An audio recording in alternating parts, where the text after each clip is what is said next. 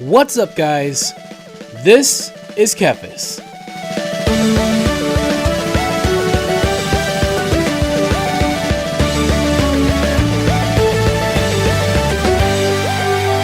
In this video, I am going to showcase some new macros that I have created for World of Warcraft using a mod called GNOME Sequencer Enhanced.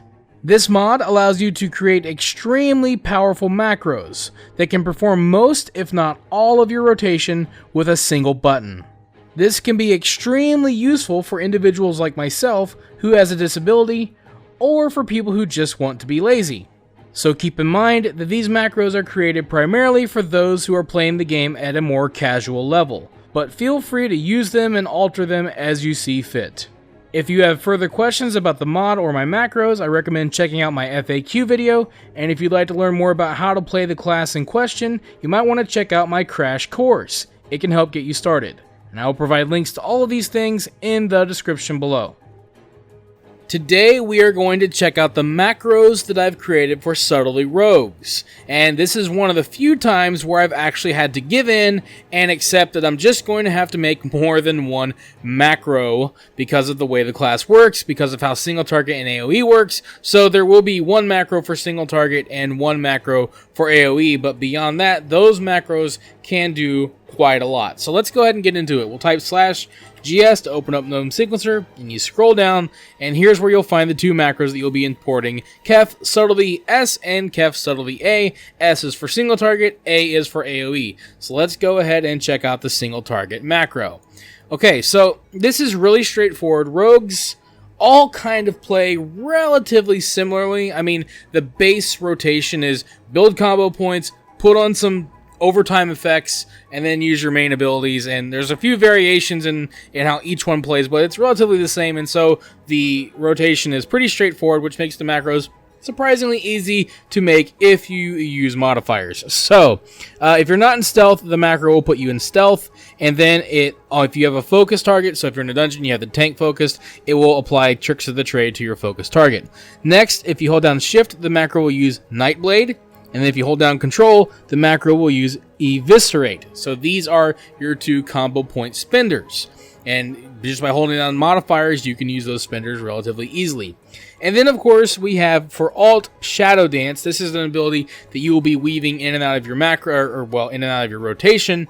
And I was just going to put it in the macro outright, but the ability has multiple charges, and if I just put it in the macro without a modifier and you use it on cooldown, then you're going to be blowing through all those charges instantly, and that is not what you want. So the best thing to do is to just add a modifier and allow you to have more control over the ability yourself. Okay, so that's what your three modifiers are going to do. Under pre-macro, we have your Heart of Azeroth Essence ability. It says Heart Essence. It will use whatever your Heart of Azeroth Essence is. If you use Concentrated Flame, Memory of Lucid Dreams, whatever it is, the macro will use it on cooldown.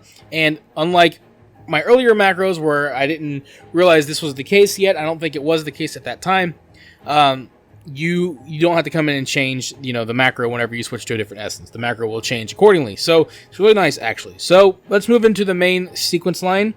First, we have, if you choose Mark for Death as a talent, the macro will use it.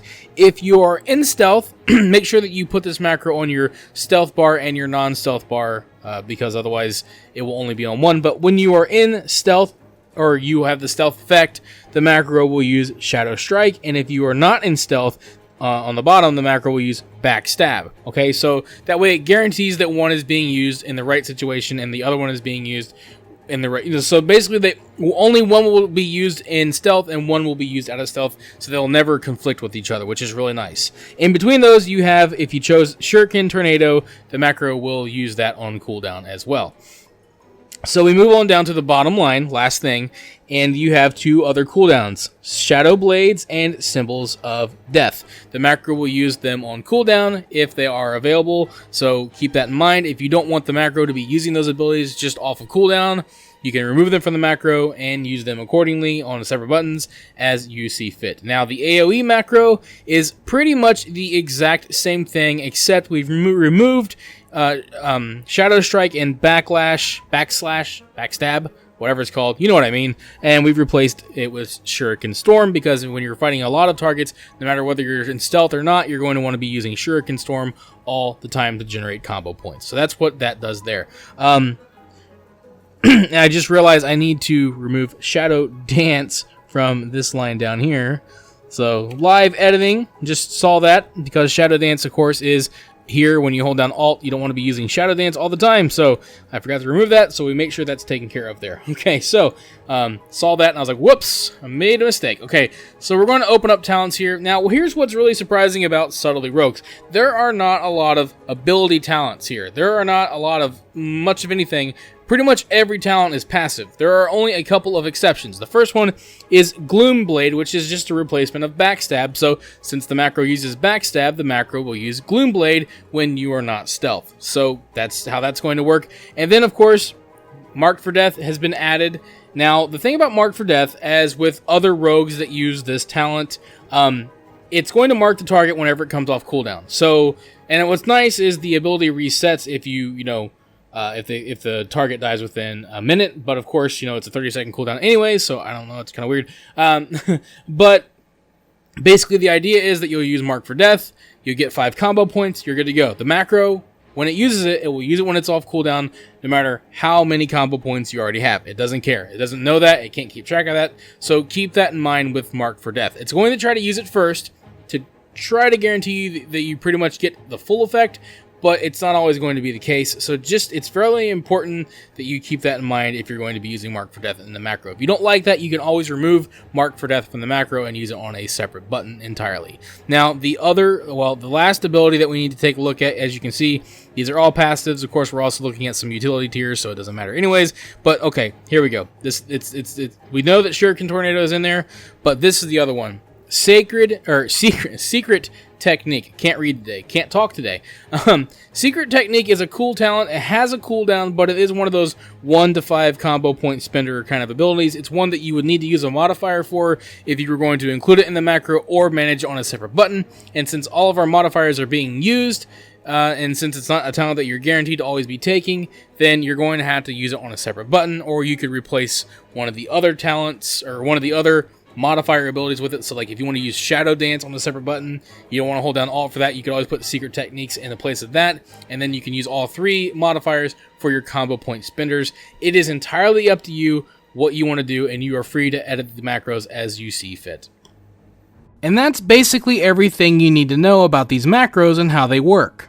Remember, these macros work best when they are spammed, so either press the button as fast as you can or use a rapid fire button, which is fair game as long as you're the one pressing the button. As powerful as these macros are, they are far from perfect. So if you want to play the game at a high level and get the most out of your class, I highly recommend that you play the game without these macros. But if you'd like to get started with Gnome Sequencer Enhanced, you can do so by downloading and installing the mod. A link can be found in the description below. Along with it, you will find paste bin links for any macros featured in this video. If you'd like to use them, simply click the link and you'll be taken to a raw paste bin of the macro. Select the entire macro, copy, log into the appropriate class, type /GS to open the Gnome Sequencer screen, click on Import, paste the macro into the available space, make sure that Automatically Create Macro Icon is checked, and click Import. You can now drag the icon to your action bar and the macro is ready to be used. If you followed all the steps correctly, the macro should be working fine. If something isn't working, start over and make sure that you follow all the steps correctly. If you are having further issues, I recommend that you check out the mod page or contact the mod's author for more information. Thank you for watching this video. If you enjoyed it, let me know by clicking that like button. And feel free to share it with your friends so they can enjoy it as well. Don't forget, you can subscribe to the channel and click on the bell icon to be notified as soon as new videos are posted. You can also follow me on Facebook and Twitter, and if you'd like, you can support this channel on Patreon. Links to all of this can be found in the description below. This is TheKephas. Until next time.